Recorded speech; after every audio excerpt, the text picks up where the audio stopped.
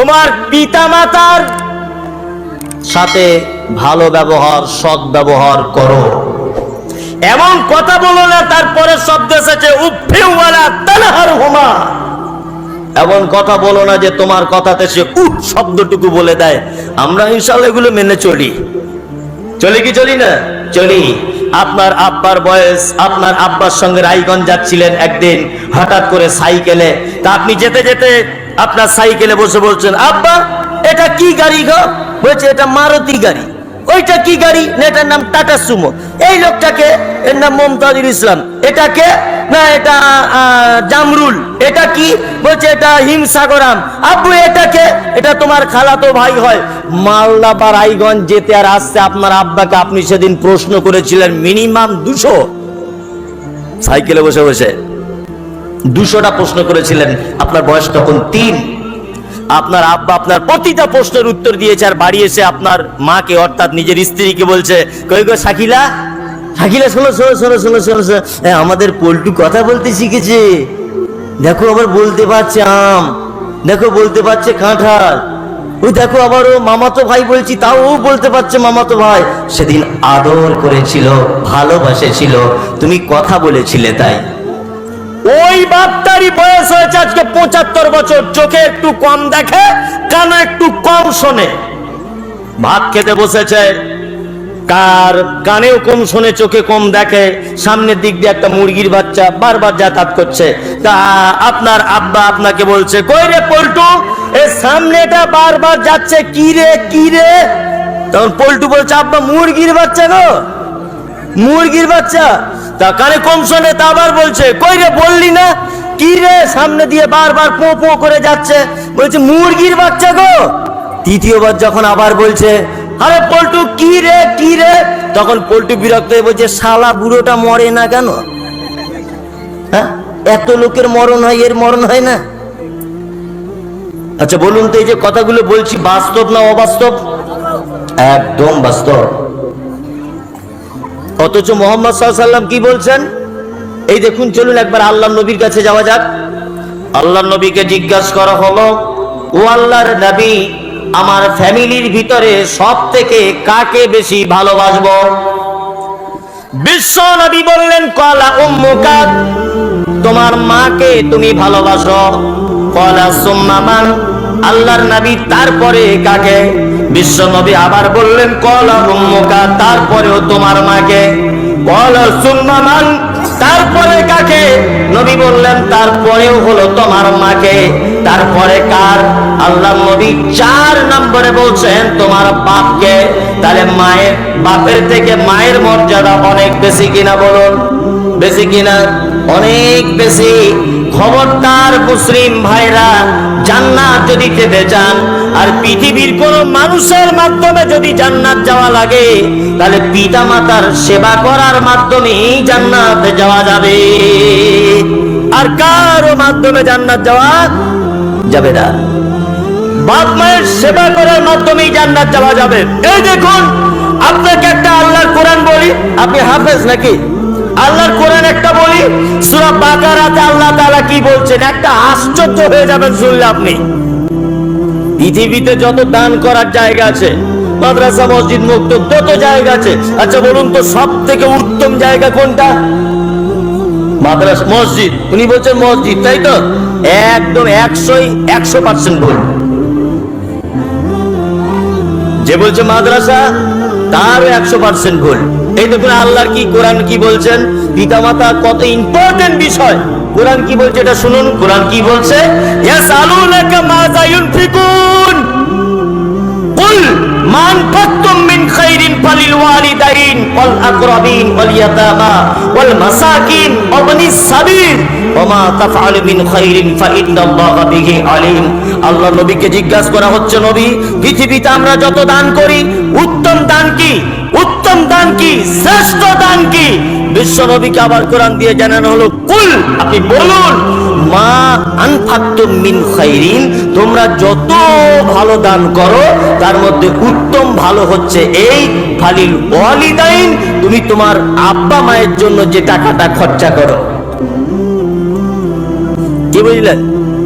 মাদ্রাসায় দান করলেন, 100 টাকা ধরে নেন, 100 টাকা দান করলেন, নেকি হলো কটা? 10টা। বোঝানোর জন্য বললাম 10টা।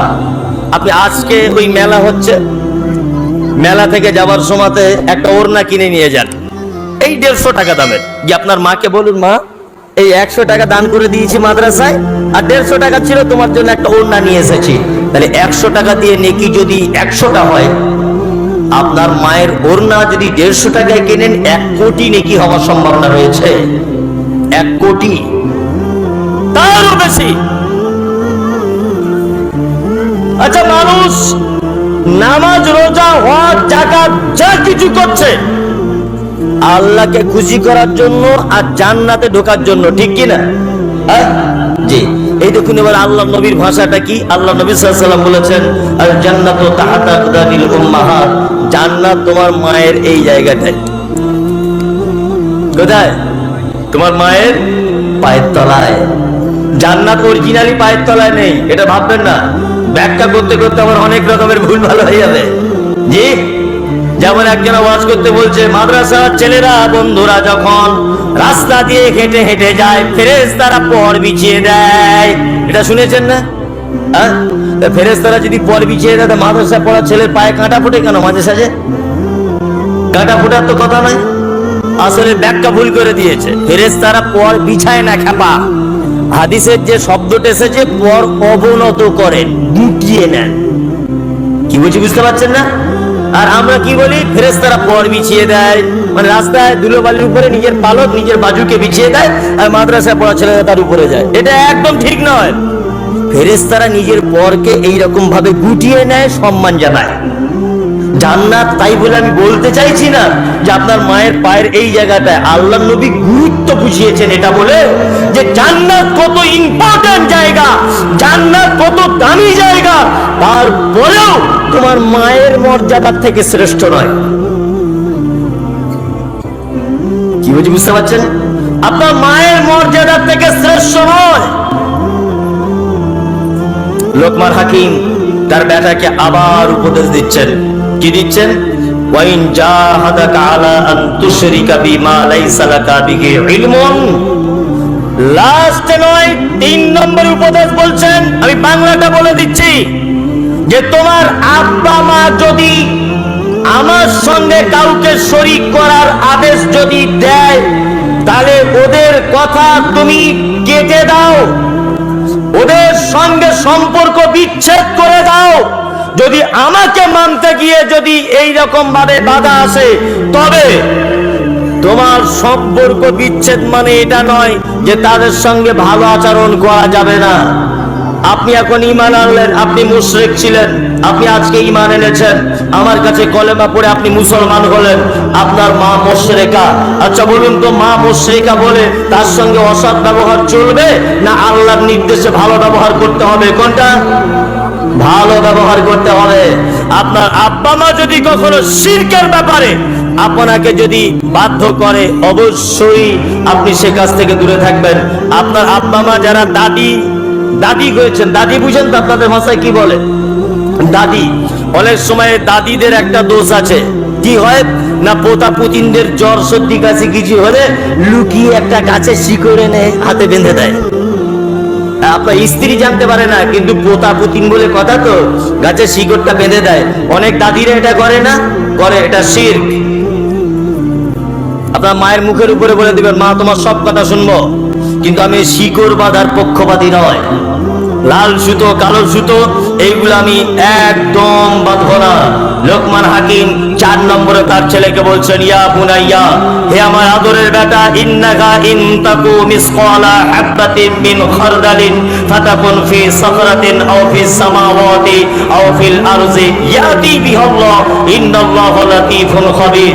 লোকমান হাকিম তার বেটাকে বলছে, বেটা, কোন বস্তু যদি সরিষার দানা পরিমাণও হয় অতঃপর তা যদি পাথরের গর্তের ভিতরে যদি লুকিয়ে রাখা হয়, আল্লাহ তাআলা কিয়ামতের মাঠে অবশ্যই সেটা অসংখ্য মানুষের সামনে তিনি প্রকাশ করে দিবেন। আল্লাহ নিশ্চয় সব খবর রাখেন।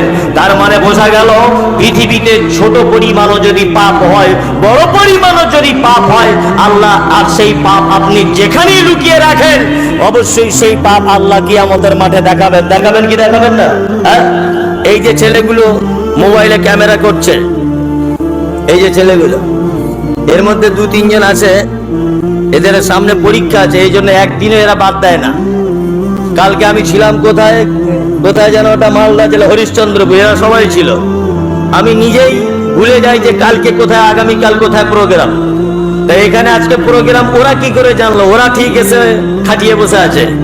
তার মানে আমি সামনের মাসে বাংলাদেশ চলে যাব, ওরা জানে আর পাবো না, ওই জন্য বক্তব্যগুলো সব স্টকে রাখছে। এরা সব স্টকে রেখে দিচ্ছে। এই বক্তব্যগুলো ছাড়বে কখন? না রমজান মাস, তখন তো টোটালি জলসা বন্ধ তো, তখন বাড়িতে বসে বসে এডিটিং করে ওরা ছাড়বে।